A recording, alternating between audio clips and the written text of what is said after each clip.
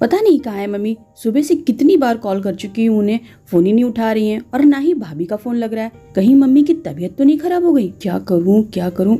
एक काम करती हूँ, मम्मी की किराएदार को फोन करती हूँ। कहाँ गया उसका नंबर? ये रहा।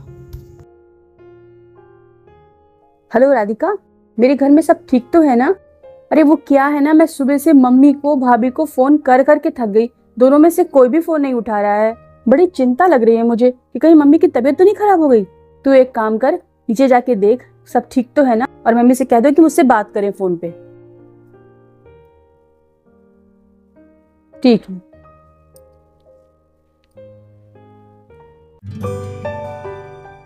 हेलो।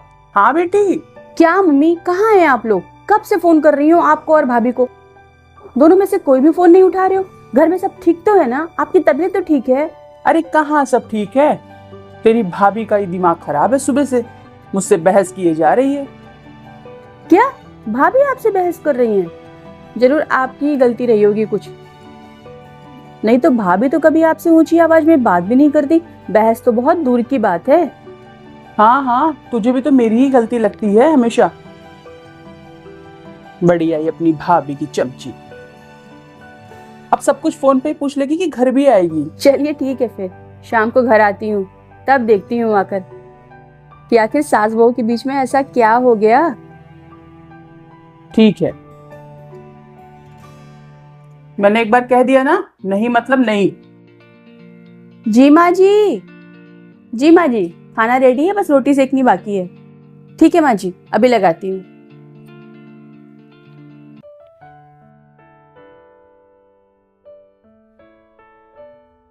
आ गई तू? हाँ तो माँ, अब बताइए कि आपका मूड क्यों खराब है बेचारी भाभी से?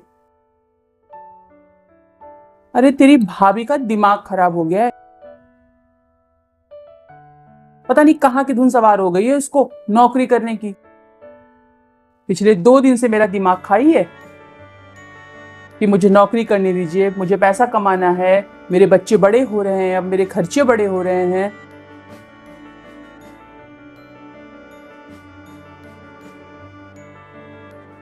अच्छा, तो ये नौकरी का कीड़ा तूने डाला है इसके दिमाग में? कैसे बोलती हैं मम्मी आप? रक्षाबंधन वाले दिन भाभी ने मुझसे बच्चों के अच्छे स्कूल के बारे में जिक्र किया था, तो मैंने उन्हें कई स्कूलों की फीस बताई। तो भाभी ने मुझसे कहा कि दीदी, आपके भैया की इनकम तो इतनी नहीं है कि हम लोग इतने बड़े स्कूल में अपने बच्चों को पढ़ा सकें, उनकी फीस दे सकें। तो मैंने भाभी को समझाया कि आप तो पढ़ी लिखी हैं, वो भी साइंस साइड, और बीएड भी किया है, आपको तो बड़ी आसानी से किसी भी स्कूल में जॉब मिल जाएगी, अच्छी खासी इनकम भी हो जाएगी आपकी। अरे बच्चों को पढ़ाने लिखाने में खर्चे बढ़ेंगे तो आमदनी भी तो बढ़ानी चाहिए। तो मैंने क्या गलत समझाया भाभी को? अच्छा, तेरी भाभी अगर नौकरी करेगी तो सुबह शाम खाना कौन बनाएगा, नाश्ता कौन बनाएगा, घर कौन संभालेगा? कभी सोचा है इसके बारे में? अब मैं इस उम्र में तो काम करने से रही, बता मुझे, है कोई जवाब तेरे पास? बस नौकरी करनी है, ना आगा सोचना है ना पीछा। और सबसे बड़ी बात, बच्चे कौन संभालेगा?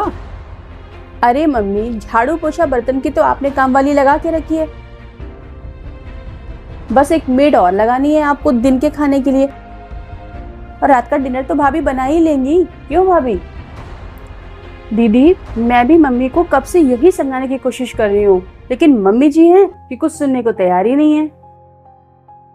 मम्मी, आप लोग का जमाना और था, तब इतना कंपटीशन नहीं था, लेकिन आज हम अगर अपने बच्चों को अच्छे स्कूल कॉलेज में नहीं पढ़ाएंगे ना, तो हमारे बच्चे बाकियों से बहुत पीछे रह जाएंगे। और वैसे भी मम्मी, भैया भाभी एक एवरेज लाइफ जीना नहीं चाहते, तो इसमें गलत ही क्या है? मम्मी, हम सबको अपनी जिंदगी अपने तरीके से जीने का अधिकार है।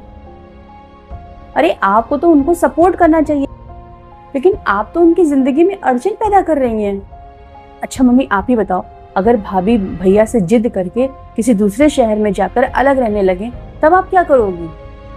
आपको शायद पता ही होगा कि ज्यादातर बेटा बहू सास की रोक टोक से परेशान होकर, तंग आकर कहीं बाहर रहने लगते हैं, क्योंकि सासें इतना बंधन लगाती हैं ना अपनी बहुओं पर कि उनका जीना मुश्किल हो जाता है। और यही गलती आप कर रही हैं। अरे मम्मी, भाभी आपका, पापा जी का, मेरा इतना ख्याल रखती, क्या आप उनकी खुशी के लिए थोड़ा सा एडजस्ट नहीं कर सकती? मम्मी, सिर्फ 6 घंटे की तो बात है और सारा काम आपका बैठे बैठा ही हो जाएगा। बस आपको खाली वॉच करना है। इतना तो कर ही सकती है ना मम्मी।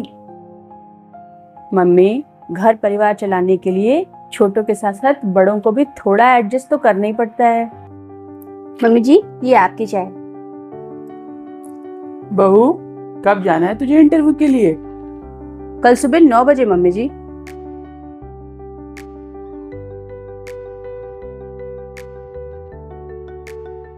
मम्मी जी, आप मान गई मेरे इंटरव्यू के लिए?